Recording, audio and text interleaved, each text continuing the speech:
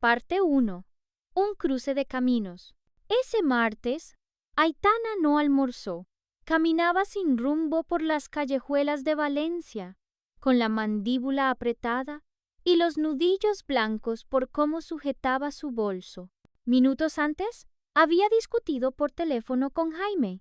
Otra vez, nada nuevo, solo esa rutina de silencios largos y respuestas automáticas, que últimamente se colaban entre ellos como grietas en una pared demasiado antigua, pero esta vez algo en su voz seca, distante, le dejó un sabor amargo, casi metálico.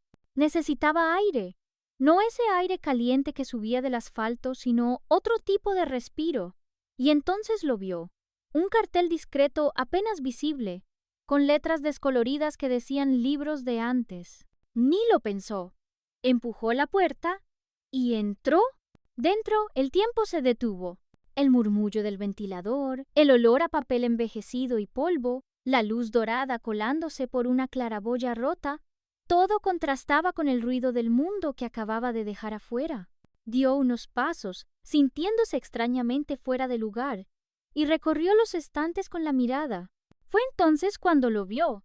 De espaldas, un chico joven, alto, con camiseta oscura y rizos descuidados, hojeaba un libro de poesía. No levantó la vista al principio, pero cuando lo hizo, cuando sus ojos se cruzaron con los de ella, Aitana sintió una punzada inexplicable, como un eco dentro del pecho. Él sonrió, una sonrisa suave, inesperadamente directa.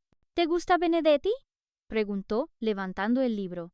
Aitana no sabía qué contestar. Su mente estaba en blanco, y su corazón, por alguna razón absurda, latía con fuerza.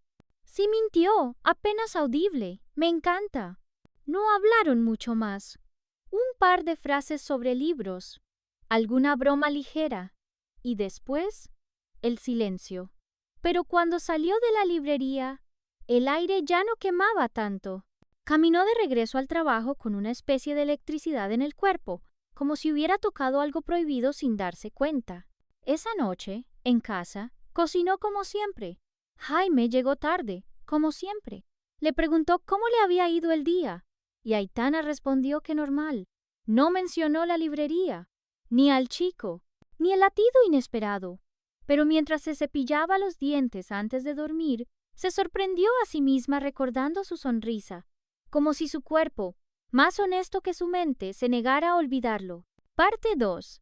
La grieta. Aquel martes por la tarde, mientras Laura fregaba los platos en la cocina abierta del nuevo apartamento, notó algo extraño en el ambiente. No era un sonido ni un olor. Era la forma en que Andrés la miraba desde el sofá, distraído, con una cerveza en la mano y los ojos fijos en la pantalla, pero con la mandíbula apretada, como si algo no encajara. ¿Todo bien?, preguntó ella sin mirarlo. Sí, respondió él, casi automático. ¿Por qué? No sé, pareces raro. Andrés se encogió de hombros, pero no añadió nada. Laura intentó dejar pasar el silencio, fingir que no había nada, que solo estaba cansado, que todo era normal, pero ya no era normal. Desde aquella noche en la galería, algo invisible había quedado entre ellos, como una fina lámina de cristal agrietada. Más tarde, mientras recogía la ropa del tendedero, Laura escuchó la voz de Andrés en el balcón hablando por teléfono. No quiso escuchar, pero no pudo evitarlo. No pasó nada, te digo. Pero sí fue raro. Como si lo hubiera hecho a propósito, decía él en voz baja. Laura se quedó helada. No sabía de quién hablaba ni a qué se refería, pero su estómago se contrajo.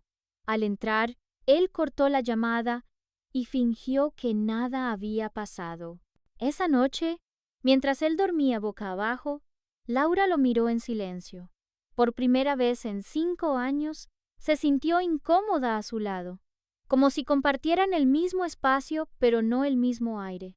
Al día siguiente, cuando llegó de trabajar, encontró una nota en la mesa. He ido a casa de Sergio.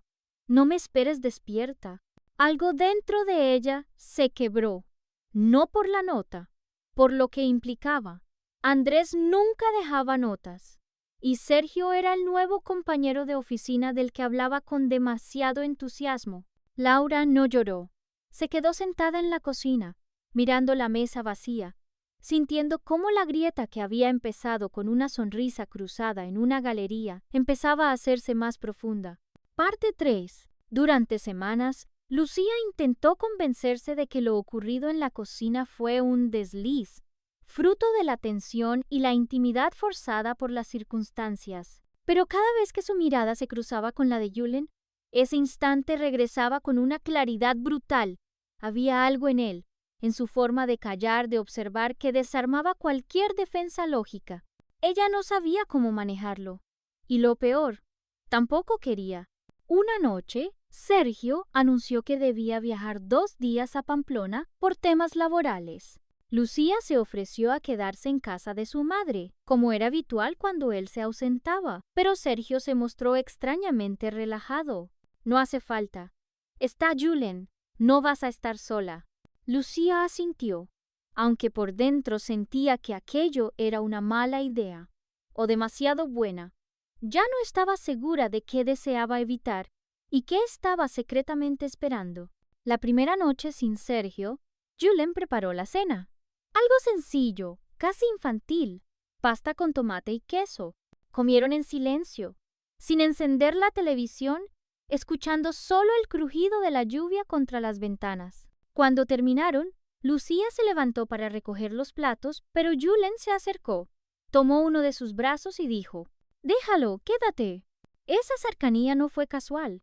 El contacto, aunque breve, hizo que todo se encendiera. Lucía sintió un impulso casi adolescente y se alejó de golpe. «No deberíamos», murmuró, sin atreverse a terminar la frase. Julen no dijo nada, pero su mirada era tan directa, tan serena, que parecía conocer cada duda que la atravesaba. Lucía se fue a su habitación temprano, fingiendo cansancio, aunque en realidad no logró dormir. Escuchó sus pasos durante horas, intentando adivinar si él también estaba despierto. A la mañana siguiente, Sergio le envió un mensaje. «¿Todo bien por allí?».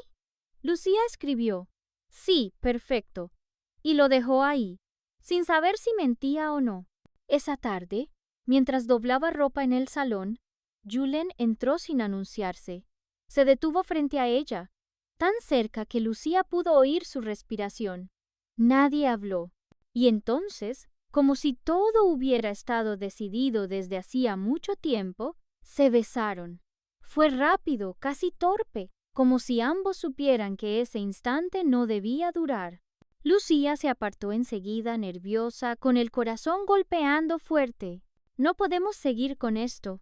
Julen asintió, pero ninguno se movió. Parte 4. Los días siguientes fueron un torbellino silencioso. Lucía y Julen navegaban en una tensión invisible que colapsaba cualquier intento de normalidad. La casa parecía un escenario de teatro en el que cada gesto, cada palabra, estaba cargada de un significado oculto que ninguno quería descifrar del todo. Sergio regresó antes de lo esperado, y la atmósfera se volvió más densa.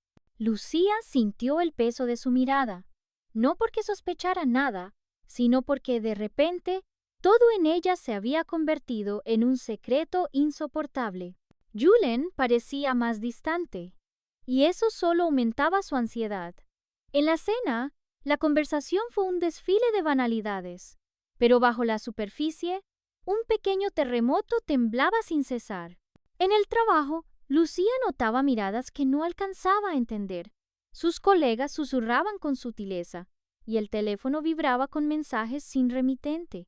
Atrapada entre la rutina y el caos interior, su mente buscaba respuestas que no llegaban. Una tarde, Julen apareció en la cocina con una expresión que no había visto antes. Mezcla de arrepentimiento y determinación. «Lucía, tenemos que hablar», dijo, y su voz sonaba más firme que de costumbre. Ella asintió, sabiendo que esa conversación cambiaría todo. «No podemos seguir así. Esto nos está destruyendo a los dos». «Y a Sergio», añadió Julen con pesar. Lucía tragó saliva. Sabía que Julen tenía razón, pero apartar lo que había ocurrido parecía imposible. No era solo un error, era una herida abierta, un vínculo prohibido que los mantenía atados. ¿Y qué propones?, preguntó, intentando no quebrarse. Que pongamos distancia, que seamos honestos con nosotros mismos y con Sergio. No hay otra salida, respondió él, pero sin la convicción que pretendía mostrar. Al caer la noche, la casa estaba en silencio. Lucía se sentó junto a la ventana, observando las luces titilar a lo lejos. Un mensaje apareció en su móvil. Necesitamos ser fuertes. Por nosotros. Por él. Era de Julen. Una mezcla de esperanza y condena que la dejó helada. La tormenta interna apenas comenzaba, y Lucía comprendió que, pase lo que pase, nada volvería a ser igual. Pero el miedo a perderlo todo era más grande que el deseo de empezar de nuevo. La tensión crecía, y con ella, la sombra de lo inevitable. Parte 5. Los días se convirtieron en una sucesión de silencios y miradas esquivas. Lucía sentía cómo la culpa se enroscaba en su pecho, apretando con fuerza. Julen parecía más frío, más distante, como si cada encuentro fuera una batalla interna que prefería no ganar.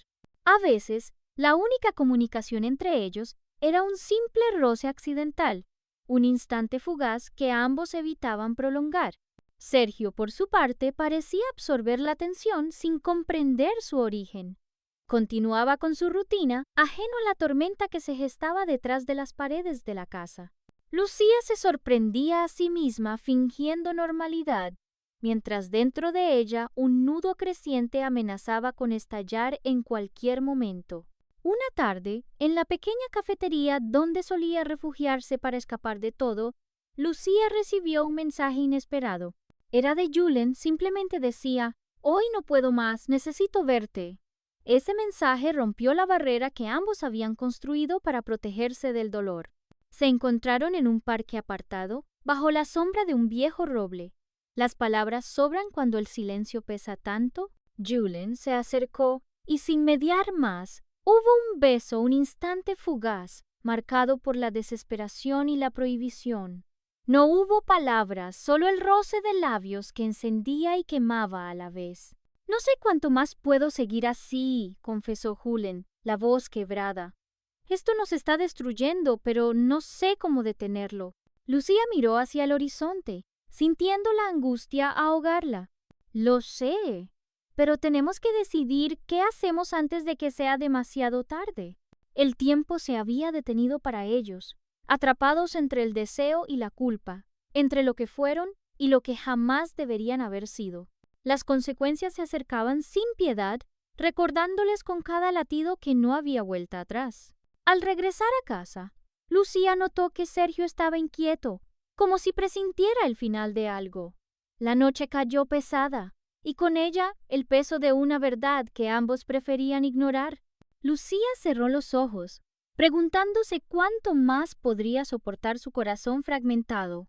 La historia, ahora, avanzaba hacia un punto sin retorno. Cada decisión, cada silencio, los acercaba a un abismo del que no sabían si podrían salir indemnes. Parte 6. La mañana llegó silenciosa, como si el mundo contuviera la respiración. Lucía despertó con una extraña mezcla de calma y tormenta en el pecho.